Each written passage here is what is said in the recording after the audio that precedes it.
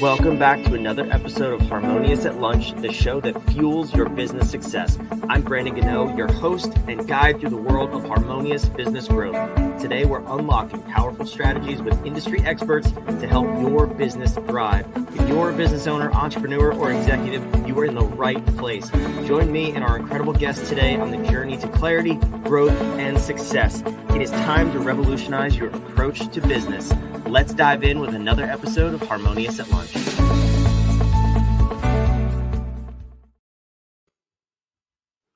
Welcome back into some more bite-sized business advice. And today's episode is going to be unlike any other that we've had on the show so far, but I'm excited about it and I can't wait to co-listen with you, I guess. I'm excited for you to hear this. If you own a business, if you have a team, I have a very special guest and a really interesting topic. 3 reasons why businesses should be more alcohol aware.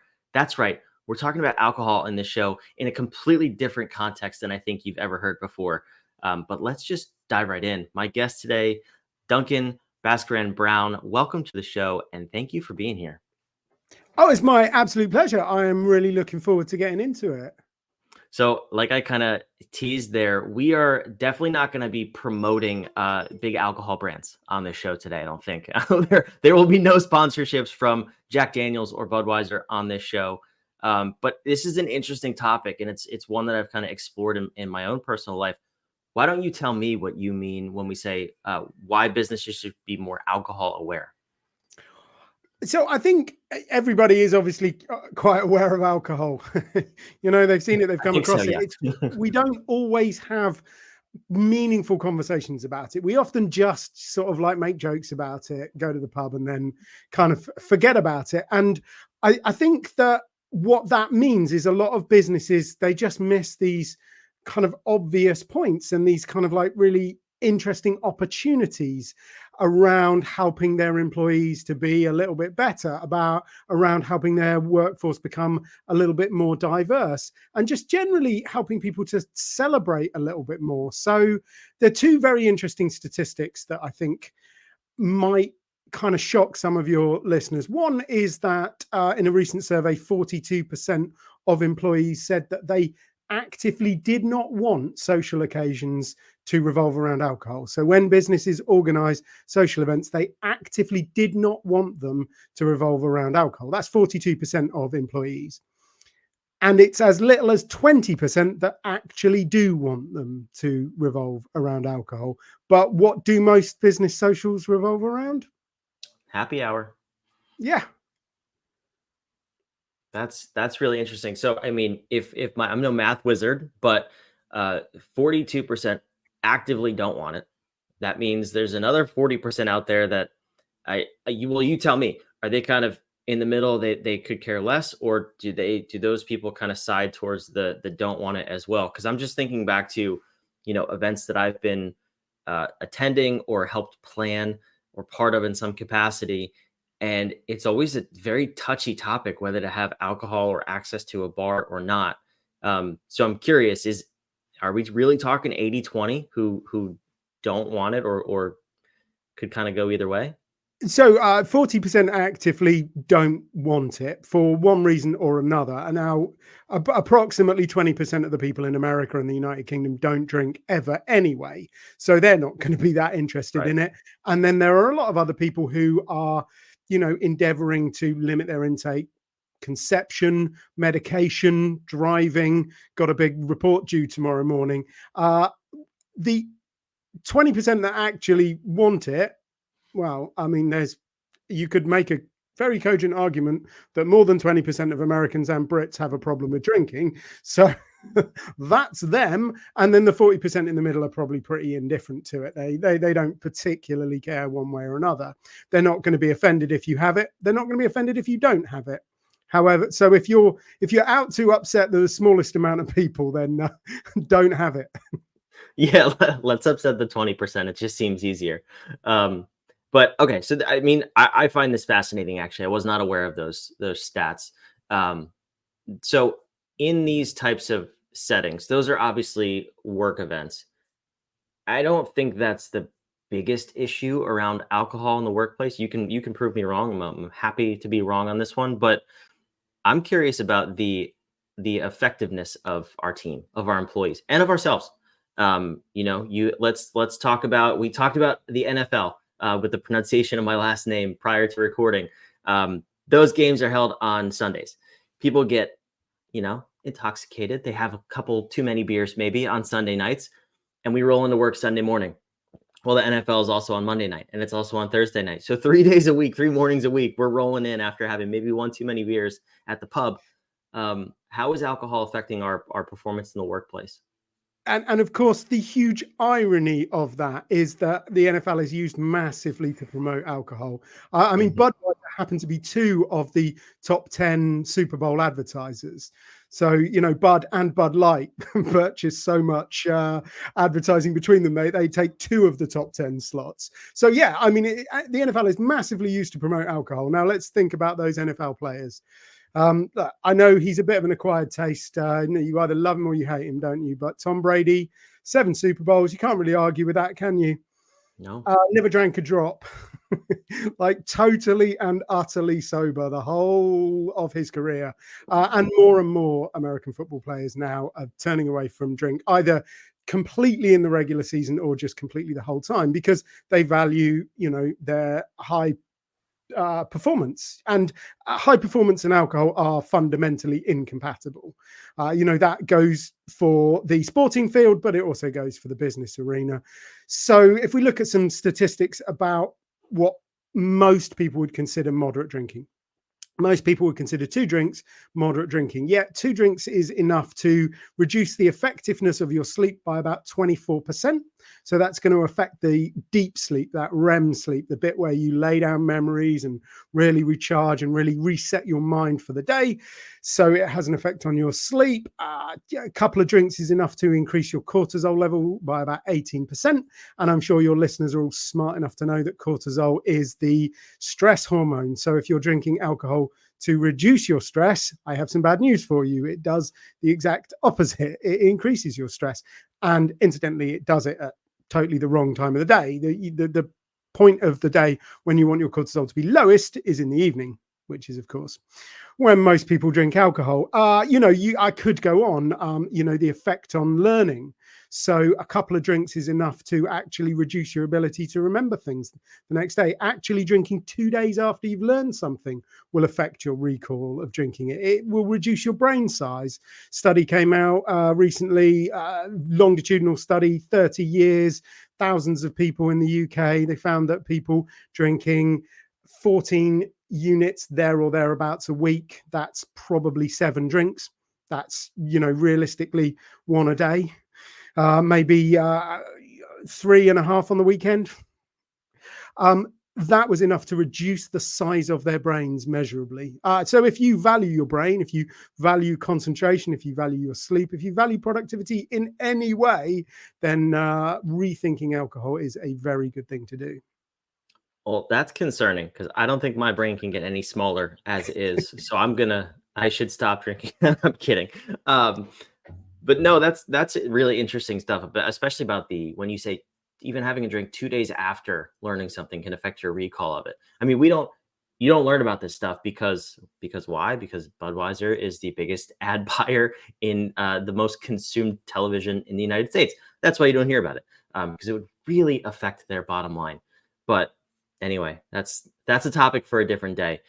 I'm curious to hear, this is all fascinating and really, really important information to know. What's your personal journey? Like what brings you here? What makes you so passionate about this topic and spreading the word? Drastically reducing the size of my brain over 20 years. That's what it is. Yeah, I'm like a lot of people. I discovered alcohol when I was a teenager, and I thought all of my Christmases had come at once. I thought it filled in so many gaps in my personality. And when I started off, I didn't drink that much. I only drank with people. It was very social. But as the years went on, I started drinking with less people, but I started drinking a lot more, and I took it to its logical conclusions.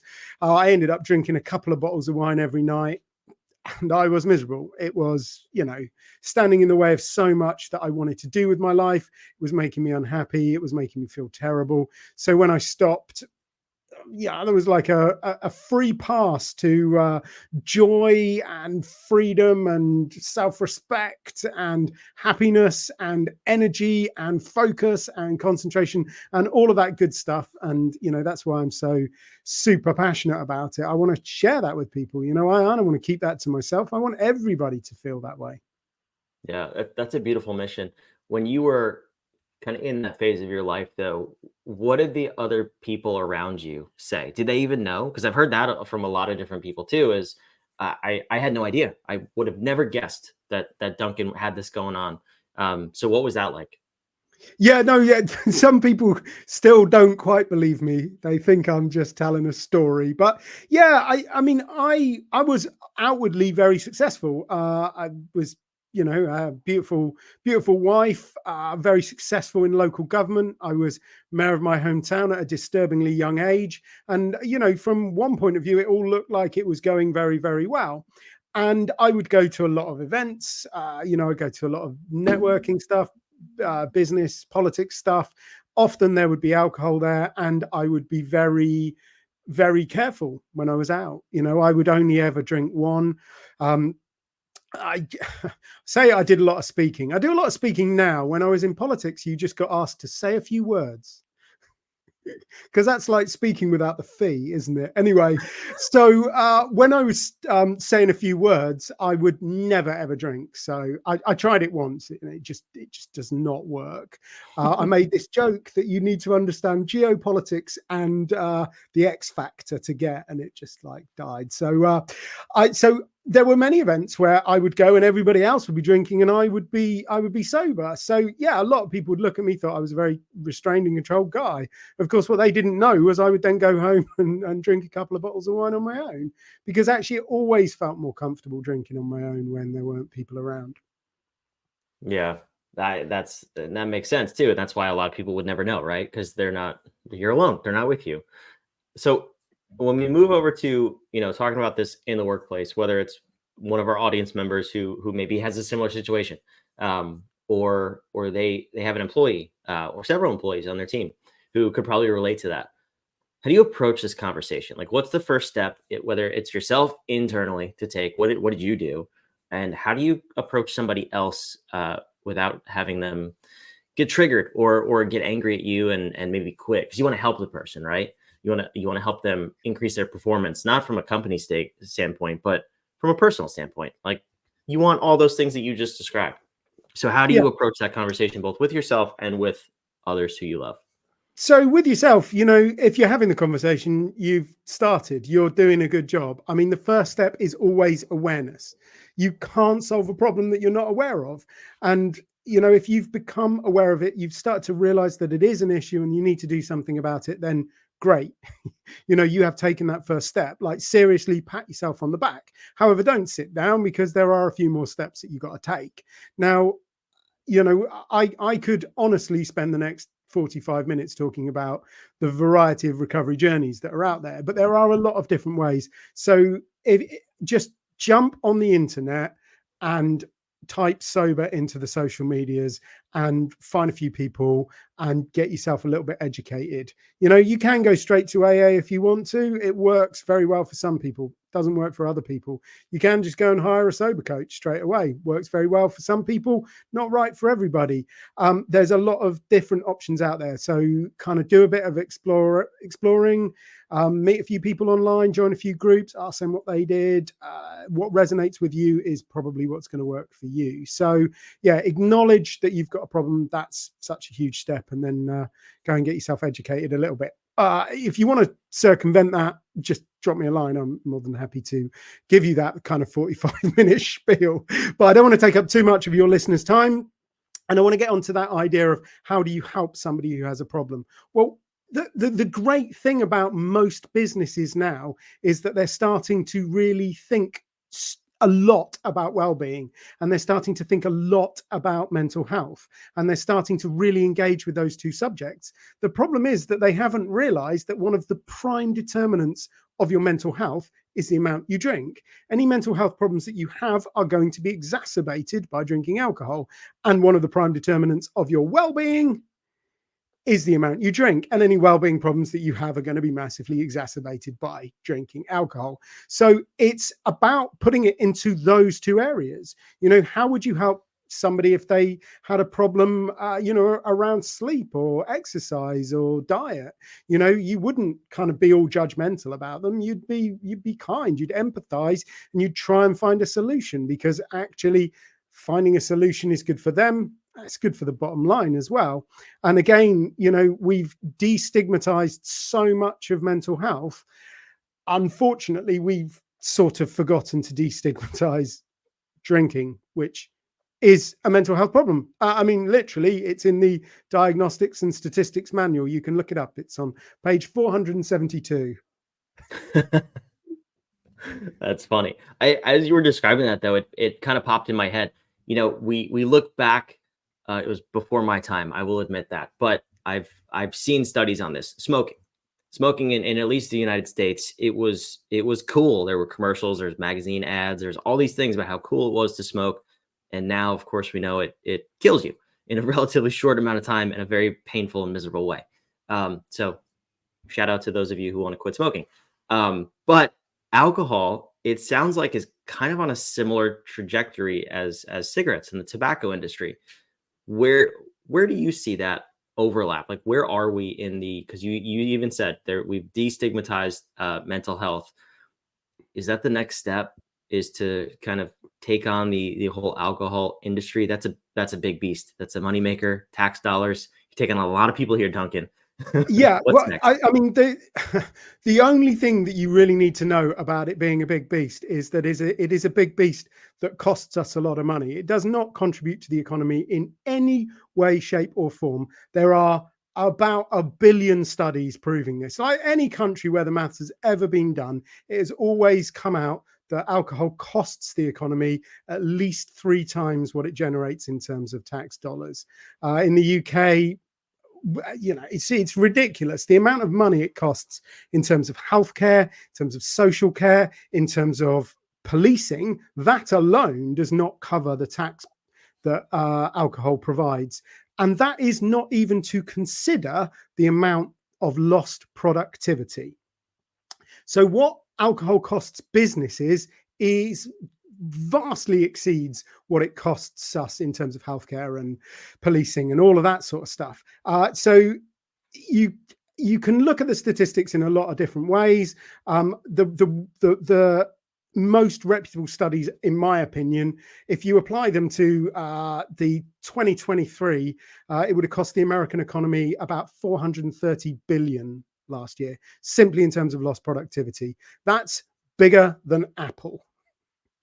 Just to put that in context, that's how much alcohol costs the American economy. It's enormous. In fact, in the UK in 2023, it worked out at about 53 billion, which is almost identical to the amount of money that every company paid in corporation tax in the whole of the UK.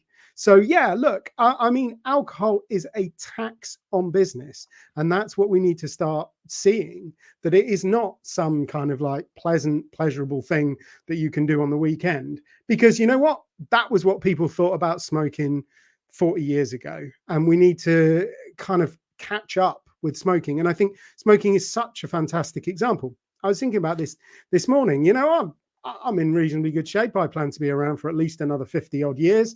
So in that time, smoking tobacco will be a thing of the past everywhere in the whole world. Nobody will be smoking tobacco anymore by then. It's becoming so much more of a thing of the past. We've still got a lot of work to do, but we're getting there. And that is a fight that will have been won in my lifetime. It will have gone from when I was born, 60% of the adult population smoking, to when I die, nobody smoking. So that's definitely a fight that we are winning. And a lot of people have put a lot of hard work into that. And that fills me full of joy and hope, because I think we can do exactly the same thing with alcohol. That is so cool. I love how you compare those two, and also kind of give us a time frame. I think I agree with you. I think that's, well, smoking, definitely 100% agree, if not sooner. You see generation by generation the lack of adoption of smoking. I know there's different, there's e-cigarettes and all these other things that are fundamentally the same. If you put smoke in your lungs, not good. It's math is math, right? But I see this with alcohol too. Younger generations are not drinking as much as their parents' generations or older generations before them. And I think you're right. And I think it's also encouraging for me as a human being, but also as a business owner and entrepreneur. This stuff, like you said, is costing us more than we're willing to accept. And I think if more people hear your story and your stats and just the sheer facts behind it, I think we'll open a lot more eyes. So Duncan, I can't thank you enough for being here. Where can the listeners go to learn more about you, maybe take the next step or share that next step with a friend? Well, look, I mean, never mind thanking me. I've got to thank you for giving me the opportunity. And like, I hope everybody can, go onto their favorite podcast channel and give you a 5-star review to help you Thank you. spread the word and, all of the wonderful stuff that you're doing. Anyway, getting in touch with me is really, really easy if you can spell Bass Brown, but most people cannot even pronounce it. So to make life easy for people, just put getover.uk, that's getover.uk, into your favorite search engine. That will take you to a bit of my website where you can download a copy of my first book, Get Over Indulgence. It's totally free. That is my gift to your listeners. It is a fairly good starting point. If you want to know a little bit more about how these things work, then it's a pretty good starting point. I don't want to make it sound like you'll learn something though, because mostly it is just fun. It's just a nice story with some jokes in it. It's basically my journey from drinking, smoking, eating junk food to, being happy and healthy and running along in the morning, wondering when we're going to kill off tobacco for good, kind of thing. But yeah, that's the best way to get in touch. And of course, that is actually a bit of my website. So you can find out more about what I do, link with me on the socials. I do an awful lot on LinkedIn. So if you want to find out more about, alcohol and business, LinkedIn is where I hang out. Please feel free to connect with me. Ask me any questions. I could talk about this stuff all day long, but we're running out of time. So Yeah, this is fantastic. We can't talk about it all day here. We got to get back to whatever we were doing before we started listening to this. But wherever you're listening or watching, if you're watching, it's on the screen. It's also in the show notes down below, wherever you're watching or listening. All of that info, Duncan's socials, the website, all that fun stuff. So go check it out. If this resonates with you, if you want to dig more into it, P.S. I encourage you to. That's just a personal note, is explore what this is costing you in your life and see if there's an opportunity for improvement there. But Duncan, I can't thank you enough for being on the show. This was fantastic. Thank you for bringing this topic to light. It's an absolute pleasure. Thank you for allowing me to rant about smoking and do some NFL references. So it's all good. It was a good time. And thank you for wherever you're watching and listening. Make sure you go subscribe. We want to have you back. We put out 5 episodes a week to help you build a more harmonious business and life. And we did both of those things in this episode for sure. So we'll see you on tomorrow's episode of Harmonious at Lunch. Thanks for being here.